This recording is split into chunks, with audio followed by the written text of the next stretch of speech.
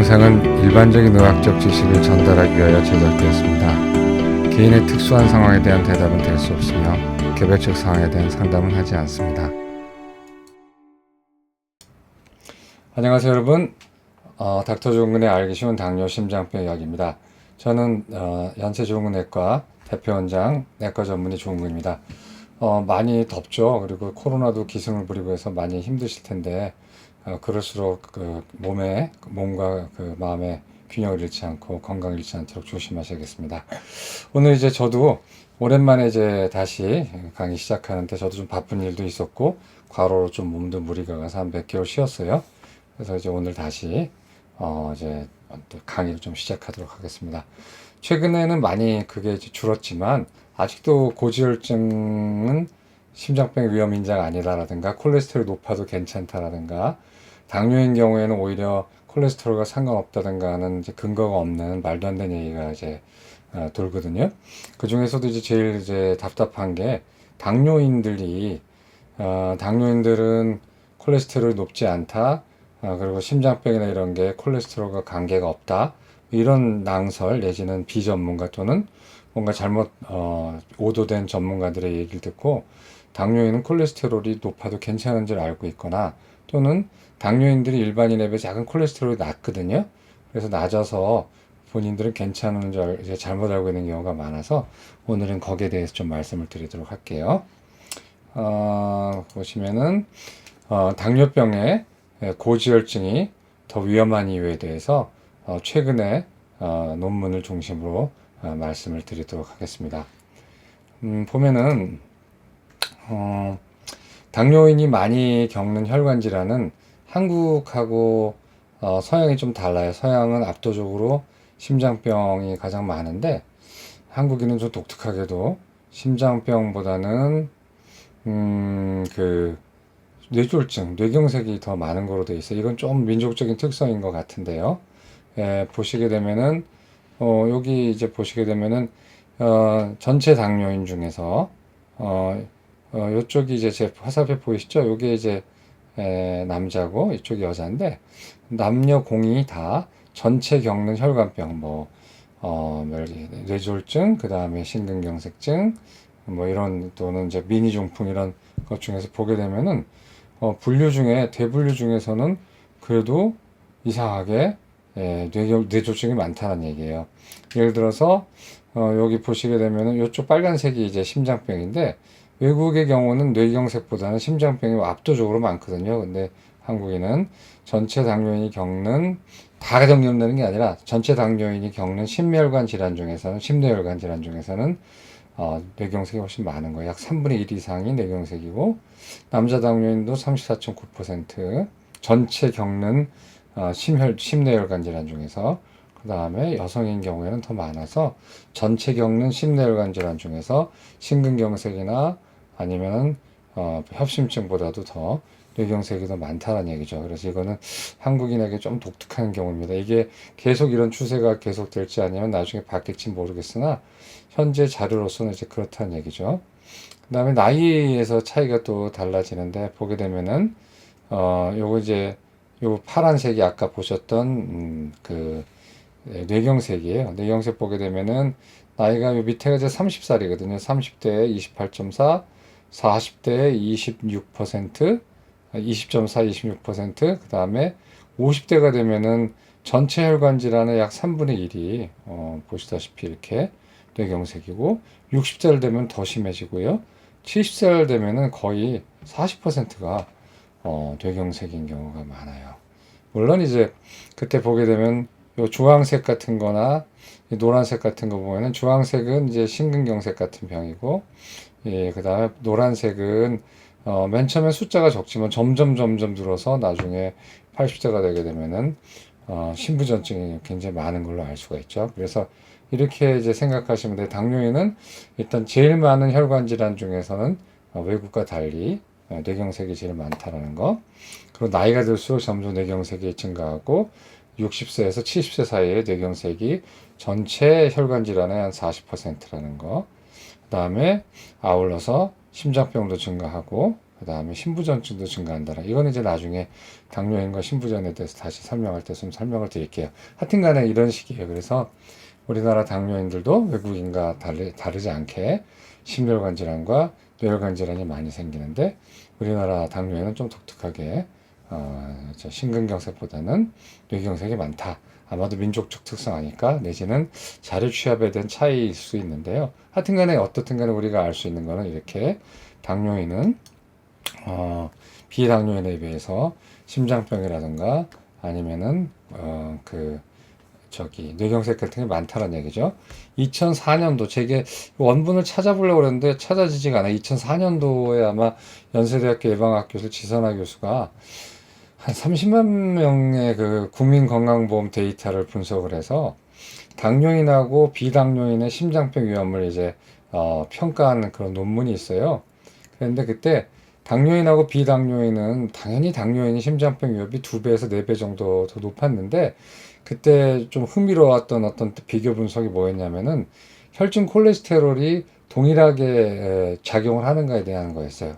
어떻게 했냐면은 그래프를 못 찾아가지고 제가 설명만 드릴 텐데 예를 들어서 총 콜레스테롤 200, 그 다음에 220, 240 뭐 이런 식으로 했을 때 여긴 당뇨인, 여기는 당뇨만 다르고 다른 거다 뭐 나이, 성별, 그 다음에 흡연 습관 뭐 이런 것이 다 똑같은 비당뇨인으로 비교해 봤을 때 항상 당뇨인이 비당뇨인보다 같은 콜레스테롤 농도 200이라면 200, 240은 240, 220이라면 220을 놓고 봤을 때 그 똑같은 동일한 콜레스테롤 레벨임에도 불구하고 항상 당뇨인이 비당뇨인보다도 심장병이 더 많이 걸렸어요. 그리고 이제 동일 조건, 혈압도 비슷하고 담배도 비슷하게 피우고 뭐 이런 걸 다 보정을 했는데도 불구하고 단지 당뇨인이라는 거 하나, 즉 콜레스테롤이 똑같은데도 불구하고 이게 왜 중요하냐면은 콜레스테롤이 심장병의 가장 중요한 위험 인자거든요. 그런데 콜레스테롤 레벨이 똑같음에도 불구하고 단지 당뇨라는 것 때문에 훨씬 더 심장병이 더 높은데 아마 2배 정도, 얼추 잡아서 1.5배에서 2.5배 정도 나온다고 되는데 당뇨인이 비당뇨인에 비해서 훨씬 더 심장병이 더 잘 걸리는 거로 돼 있어요. 그러면 신기하죠? 단지 당뇨라는 거 하나, 뭐 혈압도 비슷하고 담배도 비슷하게 피고 안 피거나 다 나이도 비슷한데도 왜 콜레스테롤이 같음에도 불구하고 당뇨인이 더 심장병에 더 잘 걸리는가? 거기에 대해서 이제 우리가 알아야 돼요. 그게 되게 중요하거든요. 왜 그러냐는 거예요. 그 이유는 보게 되면은 동맥경화증의 전개를 한번 좀 공부를 해보면 알 수가 있는데 이 동맥경화라는 건 이 혈관 벽에서 생기는 거거든요. 혈관 내막 밑에서 생기는 건데 그냥 혈관에서 생긴다고 알아두는 게 그냥 편해요, 일반인은. 근데 그거의 가장 중요한 이제 유발 요인이 이제 흔히 우리가 나쁜 콜레스테롤이라고 얘기하는 LDL이겠죠.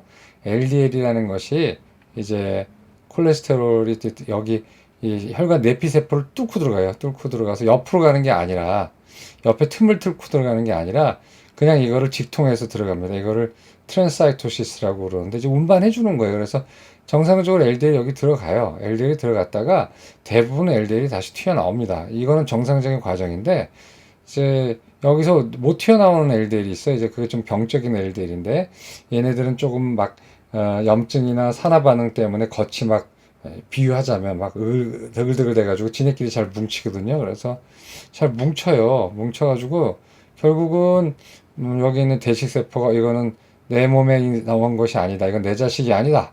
이건 바깥에서 들어온 뭔가 독성 물질인 것 같아 가지고 대식세포 이제 거식세포라고 하는 얘가 먹어버려요.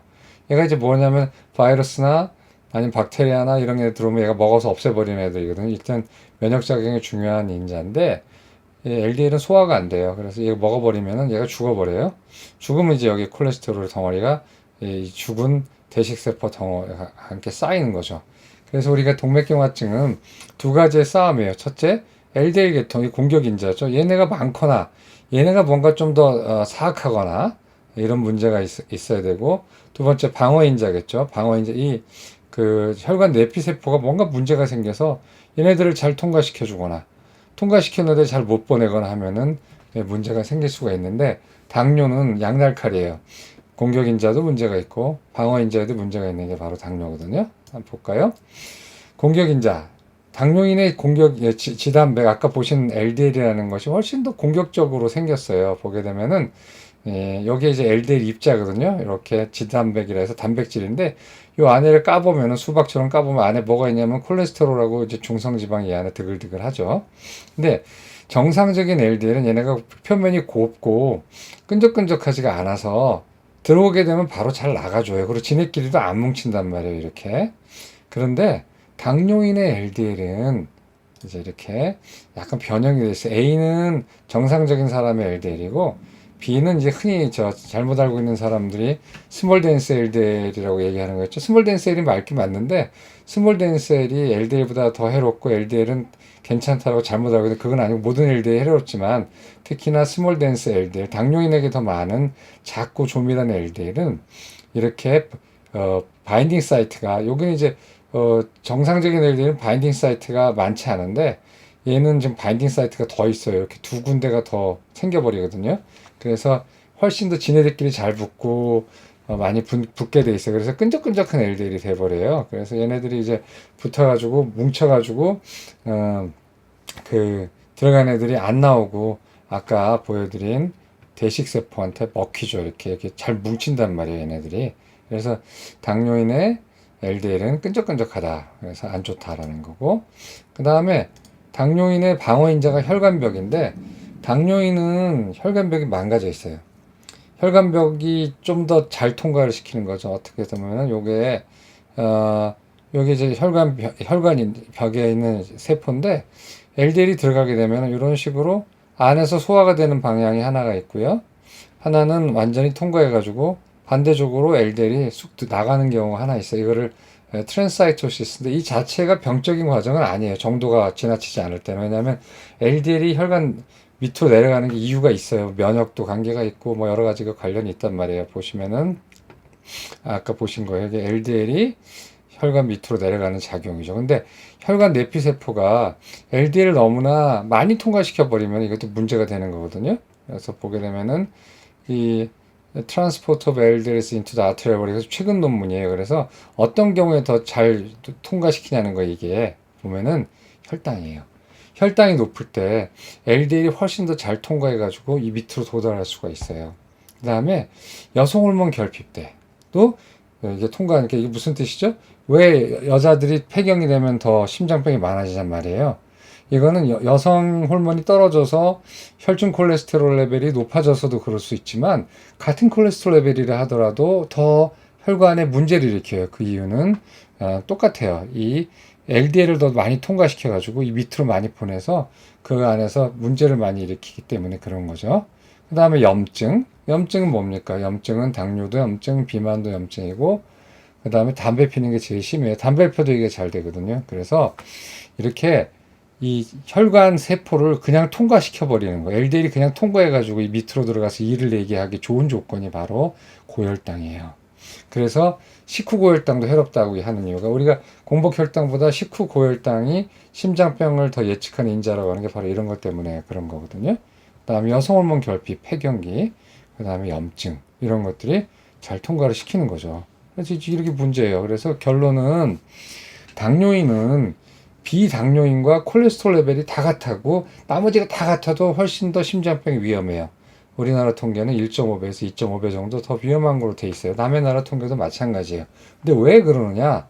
아까는 얘기 안 했고 다른 데서 이미 얘기했지만 당뇨인은 음식에서 콜레스테롤을 더 잘 흡수하는 것도 문제고 그다음에 그렇다 하더라도 콜레스테롤 레벨이 또 똑같이 토탈 콜레스테롤 200이라 하더라도 더 위험한 이유는 첫째, 그 LDL이 질이 달라요. 그래서 당뇨인의 콜레스테롤 담은 LDL이 더 공격적이죠. 끈적끈적하다고 말씀드렸죠. 당뇨와 여러 가지 반응 때문에 훨씬 더 끈적끈적해가지고 지네끼리 잘 뭉쳐서 바깥으로 빠져나가지 못하고 혈관 내피세포 밑에서 살고 있는 대식세포한테 잘 먹혀요. 조건이 아주 잘 돼 있어요. 그래서 더 안 좋고 두 번째는 당뇨인의 혈관 내피세포는 일반인하고 달라요. 그 혈관 내피세포가 LDL을 통과시켜주는 정도가 있는데 너무 많이 통과시켜주고 무사 통과예요. 그 이유는 당뇨, 고혈당, 그다음에 두 번째 여성 호르몬이 없어졌을 때 여성 호르몬이 이걸 통제하거든요. 근데 여성 호르몬이 떨어지면서 즉 폐경이 되면서 LDL이 훨씬 더 많이 내려가서 실제로 저희 환자분들 보면은 콜레스테롤 레벨이 그렇게 높지 않은데도 경동맥을 해보면 굉장히 엄청나게 나쁜 경우가 가끔씩 있어요. 이제 그런 것들도 이유가 되죠. 그 다음에 염증, 담배. 혈관이 가끔 취약해져 있죠. 그게 어떻게 하죠? 당뇨는 결국 말하자면 공격인자인 콜레스테롤 레벨이 겉으로는 똑같았더라도 공격인자는 LDL이 훨씬 더 공격적이고 끈적거리고 방어인자인 혈관이 훨씬 더 LDL을 더 무사통과시켜서 혈관 내피세포 밑에서 여러 가지 동맥경화 반응을 일으킨다는 거예요. 그렇기 때문에 결론은 당뇨인은 가급적이면 콜레스테롤을 낮게 유지하는 게 좋아요. 근데 이제 낮게 유지한다 그래서 무조건 환자한테 약을 준다는 아니에요. 왜냐면은 서양 데이터, 미국 데이터는 확실히 당뇨인이 비당뇨인에 비해서 콜레스테롤의 악영향도 크고 심장병도 잘 생기는 걸로 되어 있는데 이상하게 한국인은 그게 5분의 1밖에 안 돼요. 그래서 미국처럼 그냥 모든 당뇨인한테 콜레스테롤 저하제를 주는 것도 꼭 그렇게 맞는 것 같지도 않고 그렇다고 안 주기도 뭐하거든요. 그래서 여러 가지 편법이 있어요. 뭐 당뇨가 시작된 지 5년 지나서부터 시작한다라든가 아니면 40세 이상의 당뇨가 된 지 5년 이상의 당뇨병 환자한테 고려한다라든가 아니면 LDL이 뭐 130 이상인 경우에 고려한다라든가 아니면 저 같은 경우 경동맥이 나쁘면은 고려한다라든가 이런 여러 가지가 있는데 아쉽게도 아직은 한국인에 대한 역학 연구의 바탕으로 한 치료 가이드라인은 없는 편인데 아마 개발 중일 겁니다. 그래서 그때까지 뭐 손 놓고 기다릴 수는 없으니까 일단 당뇨는 가급적이면 콜레스테롤 낮추는 게 좋고 식사 조심해야 되죠. 말씀드렸죠. 당뇨인은 음식에서 콜레스테롤 훨씬 더 잘 흡수하기 때문에 계란 노른자 같은 거는 당뇨인한테는 해로울 수도 있어요. 그리고 좀 조심하시고 식사 같은 거 조심하고 포화지방 안 먹고 그다음에 뭐 경동맥이 안 좋다. 담배 피는 당뇨인이다. 가족력이 있는 당뇨인이다. 심장병 있는 당뇨인이다 하면 뭐 볼 것도 없이 바로 스타틴이라는 약물을 쓰는 것이 그 사람이 앞으로 남은 생애 동안 병 없이 지내는데 큰 도움이 될 수가 있습니다. 그래서 오늘 여기까지 하도록 하겠습니다. 결론은 당뇨인은 비당뇨인에 비해서 같은 콜레스테롤이라도 해롭다. 따라서 식사든 약물이든 뭐든 간에 항상 더 낮게 콜레스테롤 레벨을 유지해야 된다가 오늘의 결론이겠습니다. 감사합니다.